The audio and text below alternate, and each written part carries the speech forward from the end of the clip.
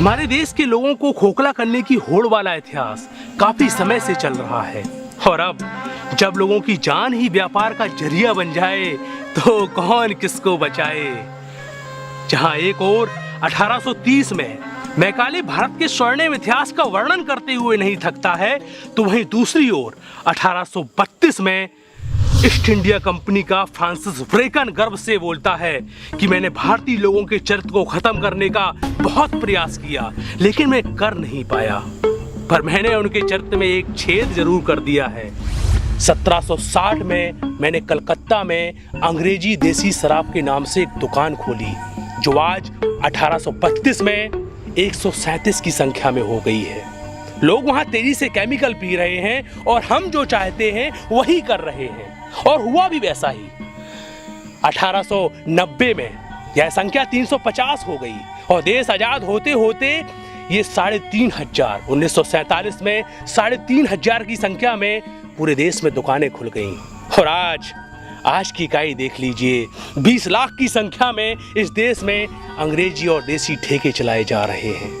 जिस भारत में हर साल 3 लाख लोग शराब के दुष्प्रभाव से मर जाते हैं, जहां दिनों दिन गिरता चरित्र, खोखला होती युवा पीढ़ी, इन तमाम समस्याओं से समाज को बचाने के लिए किसी फिल्म इंडस्ट्री या टाइटल युक्त अभियान ने इसे नहीं बचाया, अपितु समाज को इस भीषण प्रहार से बचाने के लिए भगवत परायण संतों ने ही इस देश को बचाया है।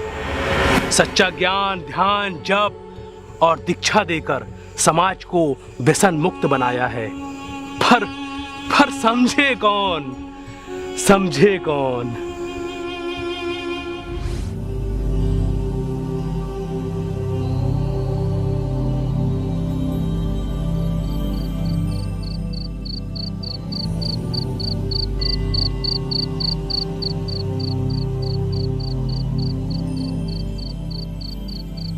उठो वत्स।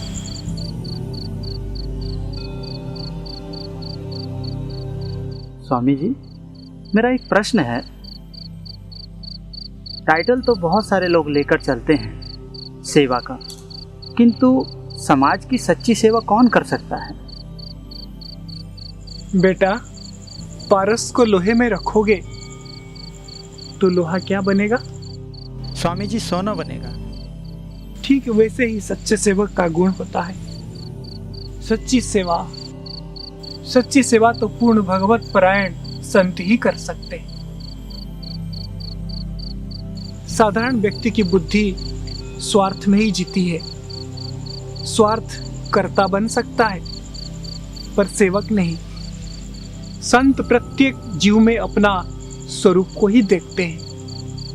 उनका यही अपनत्व, उनका यही सेवा का भाव उनके संस्पर्श में आने वाले हर व्यक्ति के अंदर सहजता में ही संतत्व का संचार कर देता है।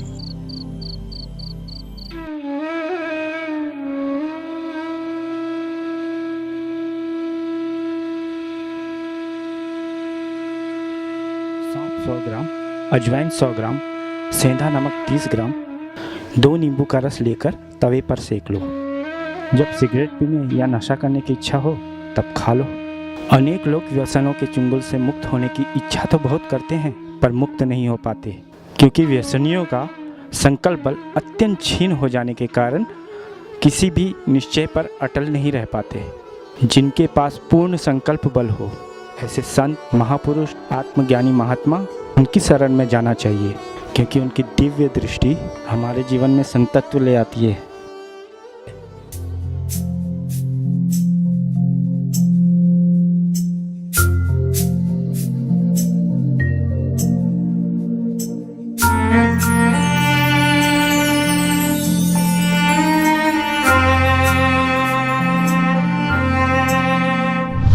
जहां नशे की होड़ में शीघ्र मृत्यु की ओर अग्रसर होता मनुष्य, जब वो संत के सानिध्य में आकर अपने जीवन में संतत्व को लाकर अपने जीवन को व्यसन मुक्त बना लेता है, तो इसका नजारा देखने योग्य होता है।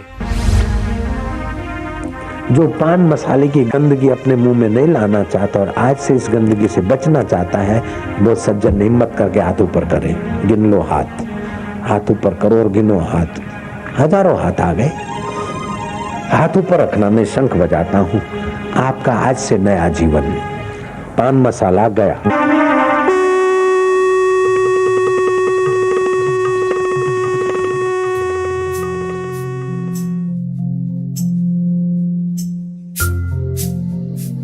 और बस यही होता आया है 1972 से लेकर अब तक।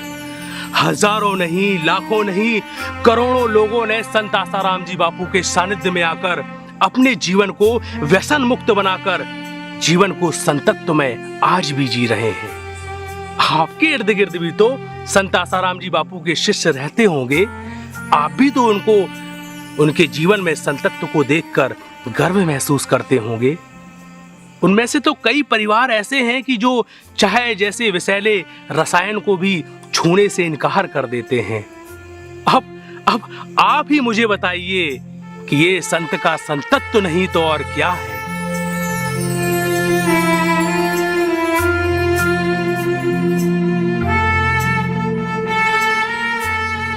ऐसे संत समाज की सेवा पिछले 50 साल से सत्संग, ज्ञान और ध्यान का रस देकर लोगों के जीवन को व्यसन मुक्त करने की सेवा सहजता से करते आ रहे हैं।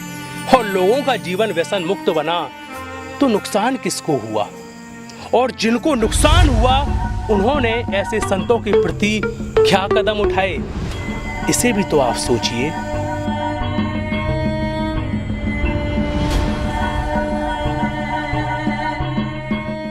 जिस संत के दस्तावेज चिल्ला चिल्ला कर उनकी निर्दोषता का प्रमाण दे रहे हैं, और अगर ऐसे संत अत्याचार को सहजता से सह रहे हैं तो इसका पाप कहां जाएगा, इसे भी तो आप सोचिए।